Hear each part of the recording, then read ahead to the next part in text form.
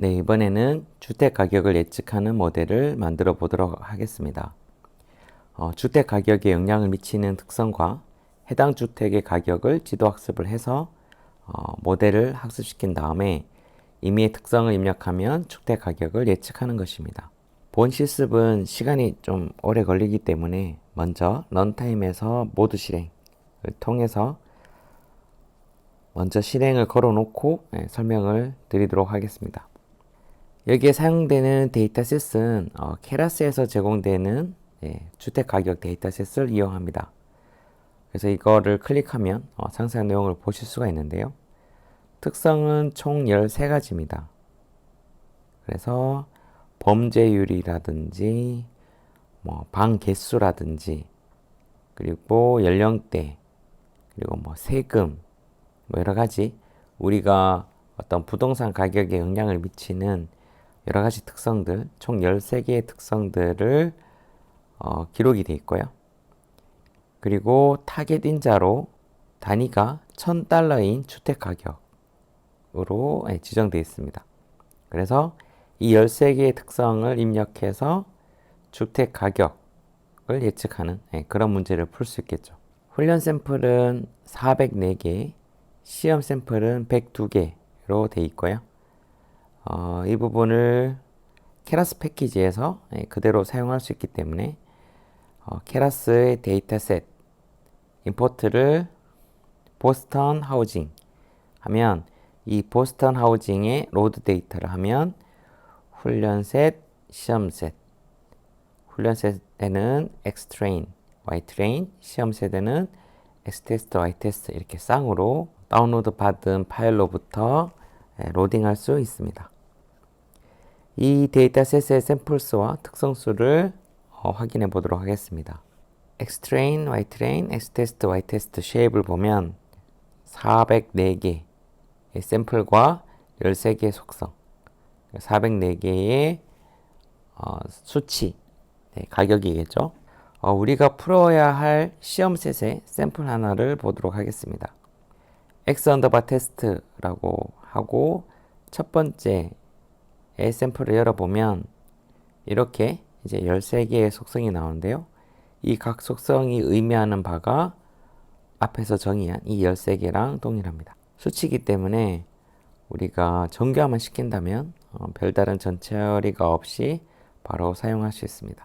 이 시험 문제를 풀기 위해서 우리는 머신러닝 기법인 훈련셋 가지고 학습한 다음에 시험셋으로 풀어보는 방식을 취하도록 하겠습니다. 그러면 훈련셋이 어떻게 되어 있는지 로딩도 하고 또 관련된 데이터 분석도 하면서 학습하기에 적합한가를 통계를 한번 볼 필요가 있습니다.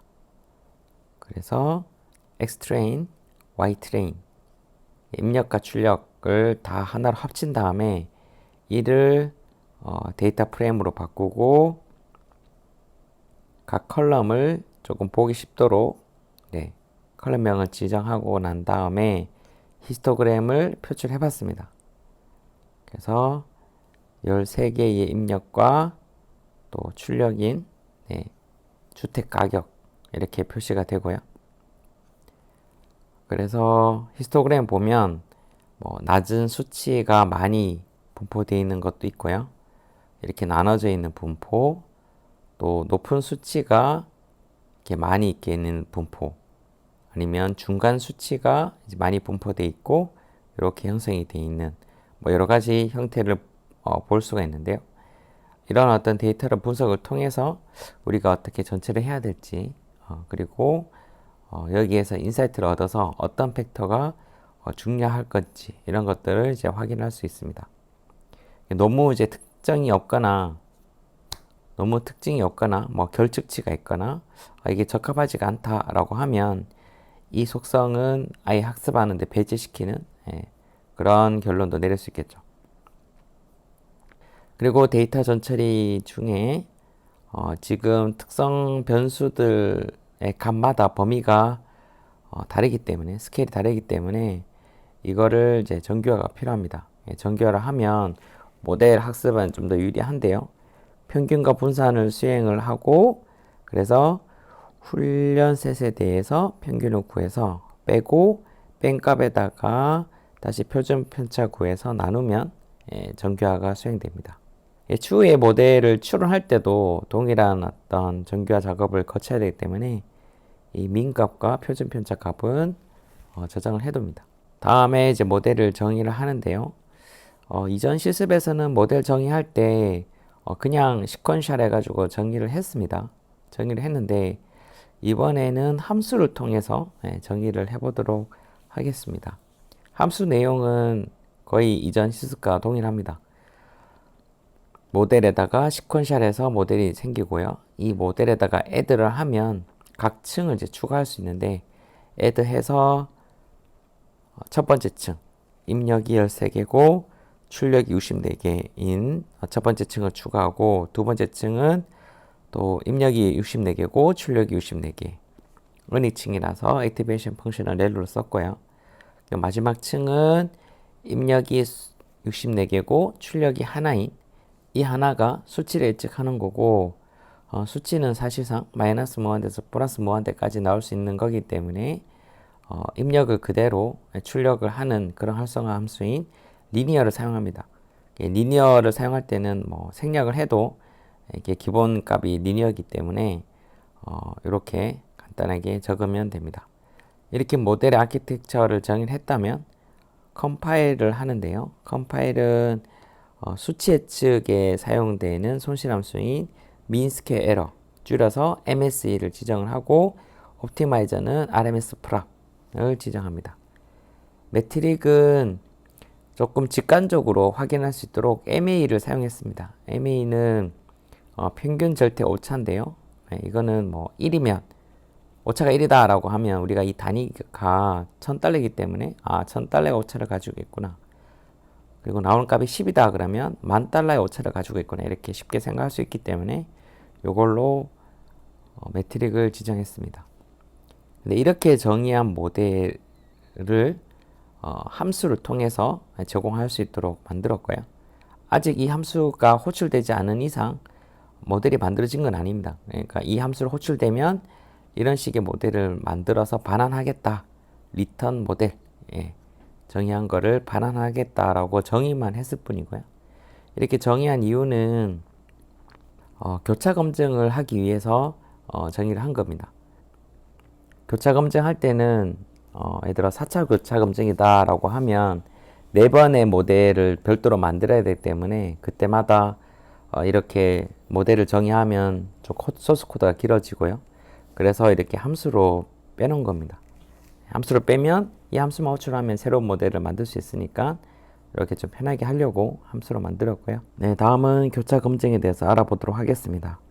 지금 데이터셋 샘플 수가 비교적 적기 때문에 이 검증을 하는 게 만만치가 않습니다. 그래서 교차 검증을 통해서 모델을 검증을 할 것이고요. 4차 교차 검증을 수행할 텐데 이 말은 데이터셋을 4등분을 해서 첫 번째 등분을 검증에 사용하고 나머지 3개를 훈련에 사용하고요. 또 두 번째 것을 검증을 사용하고 나머지 훈련, 또 세 번째 검증을 사용하고 나머지 훈련 셋, 마지막에 마지막 그룹을 검증에 사용하고 앞에 3개의 그룹을 학습에 사용하고 이런 식으로 각 교차 검증마다 검증 셋을 바꿔보면서 나왔던 히스토리 값을 4차면 이 4개의 결과를 평균을 내서 언제 오버피팅이 일어났는지 그런 식으로 확인하는 방법이라고 보시면 될 것 같습니다. 그래서 코드를 보면 조금은 복잡한데요. 한번 같이 천천히 살펴보도록 하겠습니다. numpy 패키지를 가지고 오고요. 이 K가 몇 번의 교차 검증을 할 거냐 4다 그러면 4차 교차 검증을 하고요. xtrain에다가 4로 나누면 xtrain의 이제 샘플 수를 4개 나누면 밸리데이션의 샘플 수가 나오겠죠. 4분의 1을 쓰겠다라는 얘기고 그리고 에포크를 500 그리고 전체 스코어 그리고 MA의 히스토리 이런 식으로 배열을 만들어서 나중에 평균을 취하는 용도로 그렇게 하고자 합니다. 4차 교차 검증이라 4번 반복을 할 건데요. 첫 번째 xtrain에다가 지금 i가 0, 첫 번째 교차 검증일 때는 0 곱하기 어떤 값은 0이 되겠죠. 그래서 0에서 1 곱하기 검증 셋의 샘플 수만큼 첫 번째 그룹을 밸리데이션을 지정하고 y도 마찬가지입니다. 그렇게 하고 난 다음에 나머지 부분을 합치는 게 코드인데요. 나머지 부분은 처음부터 검증셋 바로 이전까지, 지금은 검증셋이 처음부터 진행되기 때문에 아무 샘플이 없겠죠. 앞에는. 그리고 뒤에는 검증셋 이후부터 끝까지로 훈련셋 쓰겠다. 즉 검증셋 이전과 검증셋 이후를 합쳐서 훈련셋 쓰겠다. 예, 그런 의미입니다. 이렇게 해서 검증셋과 훈련셋이 분리됐다면 모델 학습할 때는 빌드 모델 하면 앞에 우리가 정의한 이 빌드 모델 값을 가져오고요. 이 가져온 다음에 모델을 핏합니다. 네, 학습을 시킬 때는 훈련셋 partial x train, partial y train 해서 훈련셋 지정하고요. 밸리데이션을 지정할 때 우리 이전 실습에서 봤을 때는 밸리데이션 스플리트라고 해서 훈련셋의 일부를 비율로 쪼개서 이제 검증을 했었습니다. 근데 지금 이 교차 검증할 때는 이 검증셋을 별도로 명시적으로 우리가 이렇게 지정했기 때문에 밸리데이션 언더바 데이터라고 해서 우리가 검증셋을 명시적으로 지정하려면 이런 식으로 설정하면 됩니다. 그리고 에포크를 지정하고 배치 사이즈 16 이렇게 지정하면요. 이번 교차 검증에서의 결과를 히스토리를 얻을 수 있겠죠. 이 히스토리에 validation 언더바 MA 우리가 매트릭으로 지정했던 MA를 가지고 와가지고 MA 히스토리에 얻습니다. 그러면 이거는 이번 교차 검증에서의 모델 학습했을 때의 히스토리를 얻은 거죠. 이 얻은 거를 어펜드를 해서 전체 MA 히스토리에 계속 추가합니다. 교차 검증이 일어날 때마다 여기에 계속 추가가 되겠죠. 지금으로 따지면 총 4회 추가가 될 겁니다. 4회 추가가 되고, 그리고 평가를 할 때 모델 평가를 하는데 이것 또한 검증셋의 x 또 검증셋의 y 값을 가지고 평가한 값, 즉 밸리데이션 MSE, 밸리데이션 MA를 가지고 온 다음에 스코어도 이제 이렇게 기록을 합니다. 그래서 1차 교차 검증을 마치고 2차, 3차, 4차까지 하면 총 4개의 모델이 만들어지고요. 모델 만들 때마다 검증셋이 바꿔지면서 학습이 이루어지고요. 그리고 학습하고 난 결과를 MA를 가져오는 그런 포문이라고 보면 될 것 같습니다. 이렇게 해서 했다면 이제 학습 커브 가시하는 게 중요합니다. 우리는 그 all MA histories 해서 여기에 매 교차 검증에서의 한 개씩 빼고 그 하나를 가지고 평균을 취한 겁니다. 평균을 취할 때 매 포크마다의 별도로 이제 평균을 취한 거죠.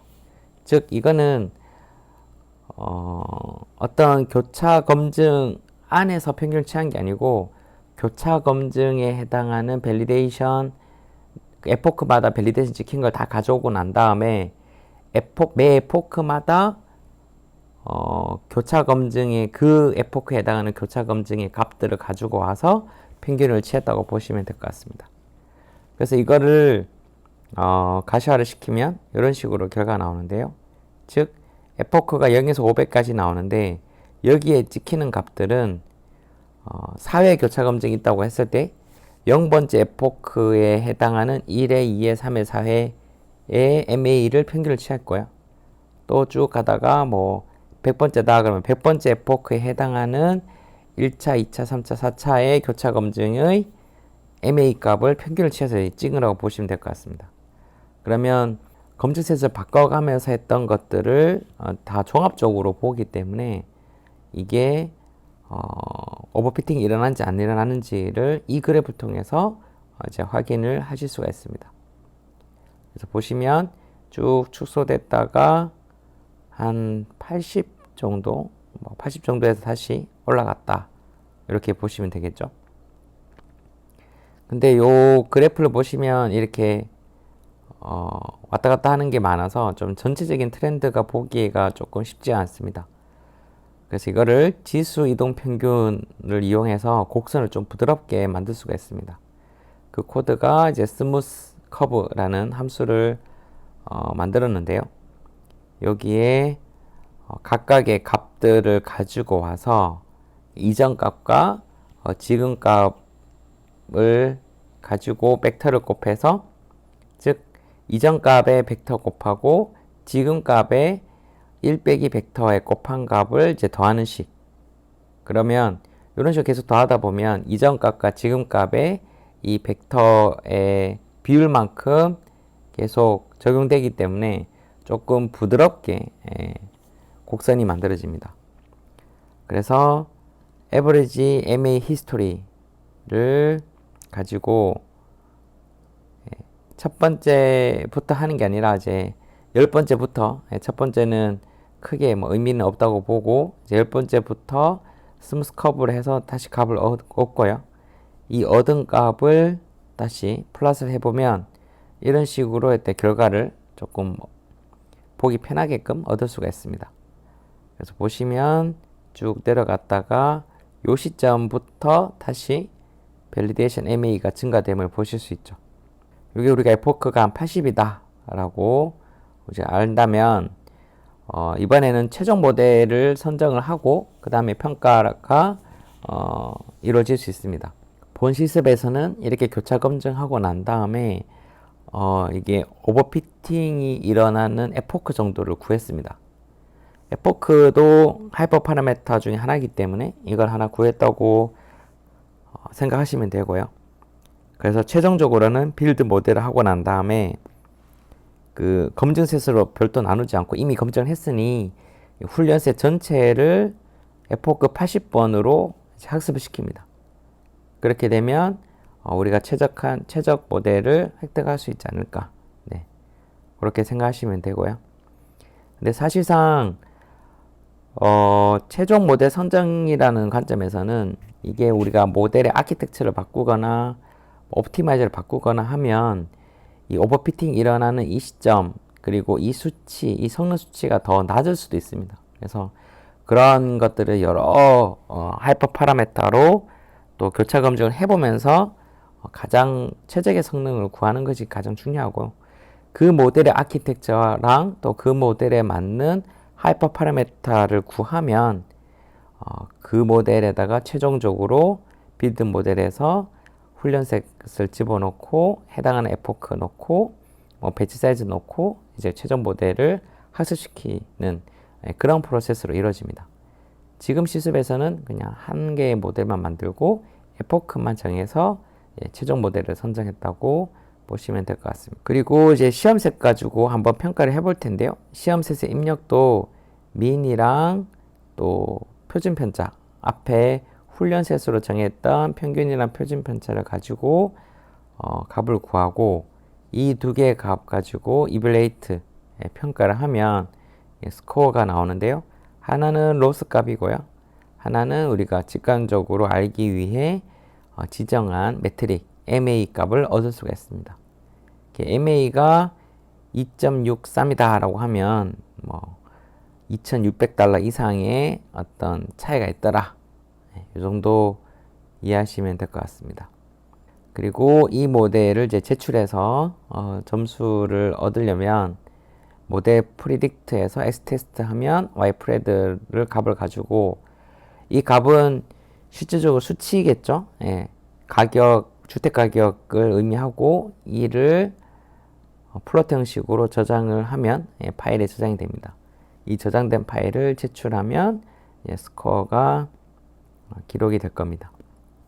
이번 실습은 주택 가격을 예측하는 모델이고 이걸 위해서 특성, 사용할 특성 13개 그리고 출력값으로 주택 가격을 지정했고요.